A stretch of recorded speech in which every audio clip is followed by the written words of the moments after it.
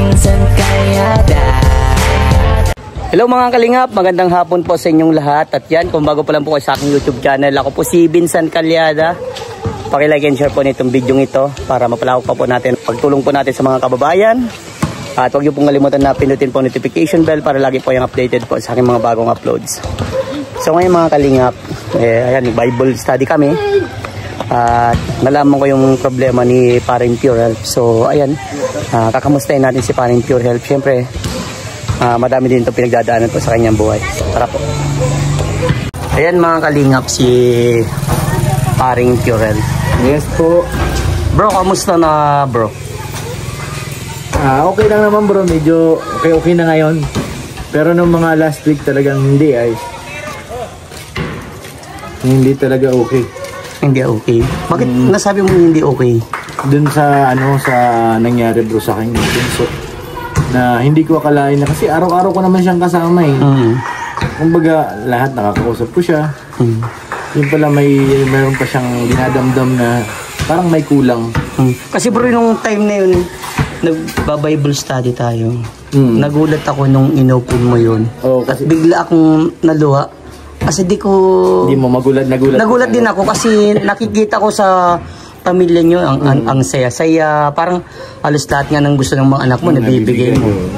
Pero nagulat ako yung that time na naikwento mo yung anak mo na parang ano na din yun, parang pilit niya yung buhay niya. Parang ganun nga kasi sa nakita ko sa kanya parang gusto niya gusto magpatiwakal na hindi ko.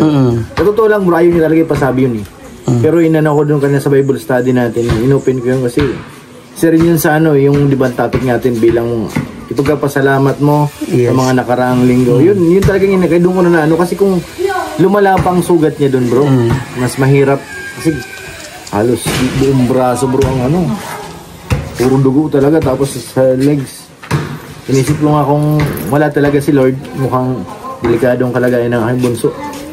Kaya nga bro, di ba yung nag-anniversary pa si Dr. Love, nakita ko siya, ang saya-saya, nakasama ko din siya.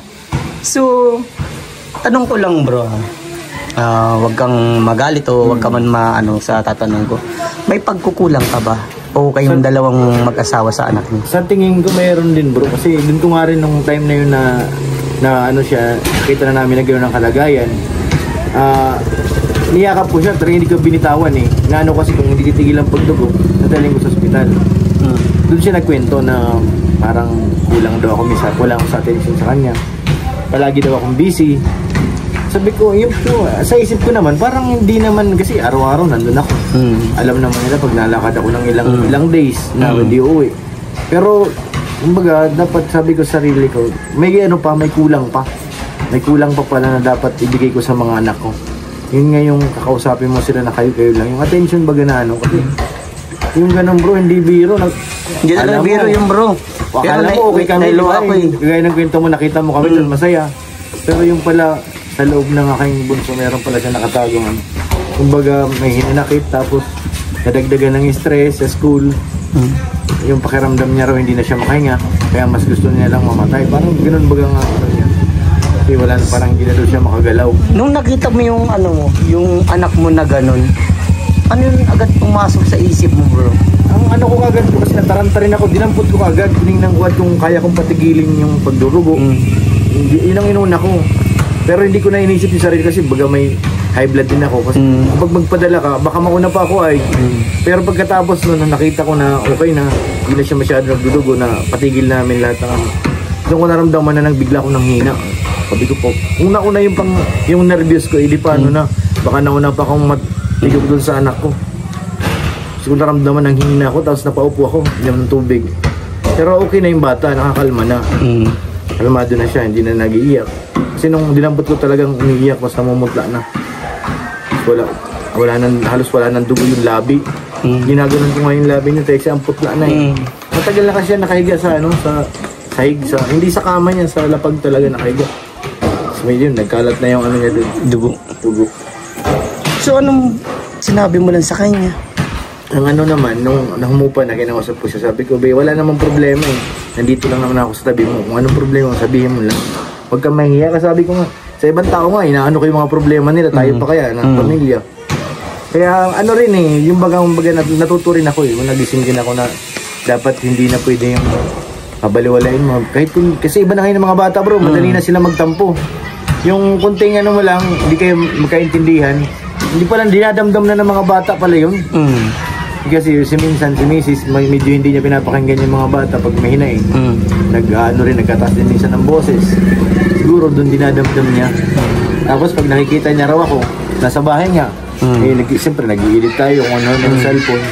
Kaya nahiya daw siya mag-open sa akin. Sabi ko, naman sagot ko sa kanya na sabi ko dapat open ka rin para alam ko alam ko ang mga nangyayari. Kasi kung tatago mo yan, yun nga mangyayari, magkapatiwakal ka. Kasi sobrang stress na. Kawawa rin bro.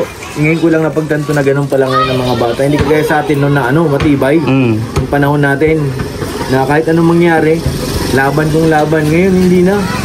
Masyado nang mababa ang nila. Kaya yung mga nakikita natin ng mga nagkapatiwakal talang nakita ko sa anak ko na totoo talaga bro. Grabe. Hindi biro. Yun talaga bro inaamin ko talaga bro, grabe. Naluwa talaga ako bro.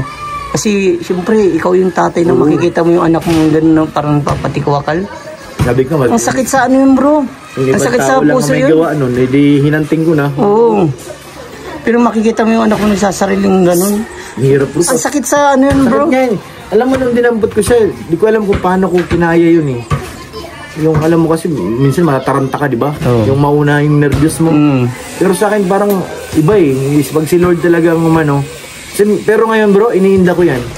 Pag nakarinig ako ng yung sumisigaw, parang kinakabahan na ako Nagkaroon ako ng phobia. Yung nervous. Kahit yung katabi kabilang bahay, pag sumigaw lang, lalo pag alanganing oras na, nakakabog na yung dibdib ko naalala ko yung anak ko kasi yung time na nakita yung bunso ko, kisigaw si Mrs. Nasa loob, siyang pumasok sa kwarto kisigaw siya. Parang doon ako naging na sa akin, nervous. Na-trauma ko. Oo. Kahit kunting ingay lang, pag gabi na, talagang kinakabahan na ako So bro, advice ko lang sa'yo bro. Kung alam ko hindi ka nagkulang pero iba lang kasi din ang iniisip ng mga kabataan. Oo, iba ng nila ngayon. So ngayon bro, kung sa tingin nila yung ganun nagkukulang ka, punuin mo yun bro. Yun ang ko. Kahit alam naman natin na busy talaga tayo. Totally namin natin busy tayo sa pagtulong sa ibang tao. Pero kasi yun din naging hanap buhay natin para bigyan sila ng magandang buhay. Yun din ang nila So, yung yun ngayon nakita ko sa humupan na siya. Sabi niya, Papa, andun na, parang nagtatampo na ako sa'yo kasi nga wala ka na rin. Inisip ko na para siyang bumalik pagkabata bro. Alam mo yung baby pa na kailangan mong kargahin, yakap-yakap. Parang gano'n ang hinahanap niya Kung palibasa, bata, 15 niya, mag-16 pa lang Sabi ka bang bihira, ganun palang yun lang palang kulang ko sa'yo. Ba't hindi mo sinasabi? Siyempre nailang na rin ako kasi dalaga na baga. Yakap-yakapin mo dalagitan na Iba din pag siyempre di ba? Ako rin ang nag-ano. So ngayon bro, siyempre marami ding kabataan na makakapanood ito at lalo na mga magulang. Ano yung may papayo mo bro? Siyempre nangyari na sa iyo.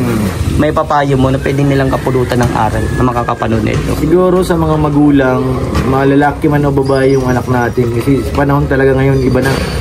Huwag natin ikumpara nung tayo ang nasa kalagayan nila mga bata pa na buwang dibdib natin. Ano man ang mangyari. Nakaano tayo. Kumbaga panindigan. Sa ngayon bro, iba na mga bata masyado nang maramdamin. Kumbaga kailangan nila ng paglalabasan ng sama ng loob. Dapat po tayo mga magulang, tayo muna nakakaalam kung anong problema ng mga bata. Yun siguro ang pinaka-the best. Sige, ako akala ko okay lang okay lang. Labas tayo, ganoon lang. Kasama ko sila, magkatawanan. Yun pala, meron pa sa loob. May kinikim-kim sila. Number 1 siguro sa mga nanay, bilang mga nanay, kayo ang mababa ang loob sa mga anak.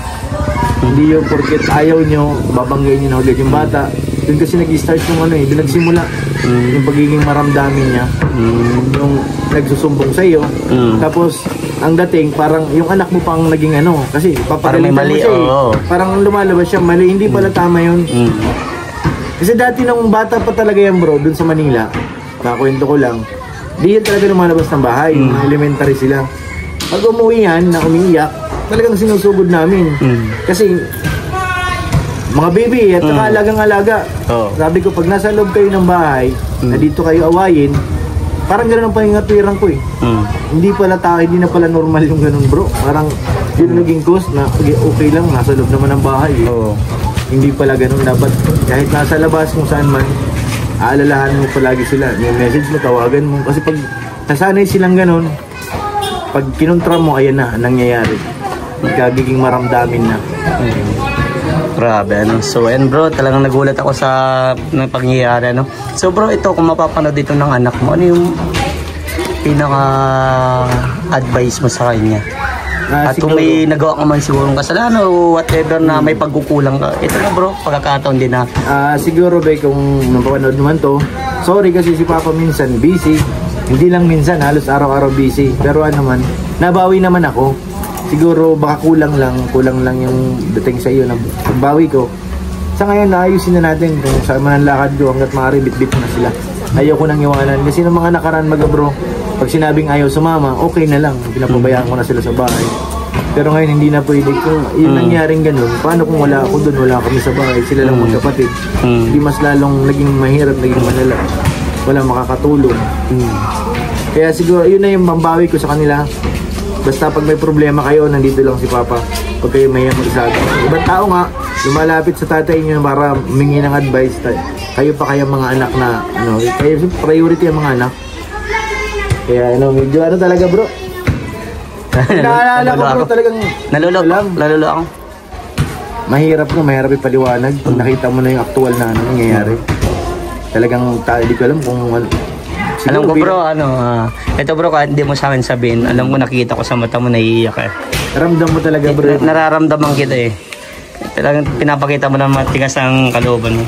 Lalo pag iba na kasi bro, pag anak ang pinag-uusapan eh. Yeah. Patuloy na tayo bro ha. Yes bro. Tama yan bro. Thank you. Tama yan bro na laging si Lord priority. Yes nga. Kasi kung wala nga si Lord, hindi ko alam kung ano nangyari sa buhay namin. Yun talagang thank you kay Lord. Kasi isa na yun sa pagsubok. Kung wala si Lord, baka mas malala talaga nangyari doon bro. God bless you bro. Grabe. Thank you bro. Thank you.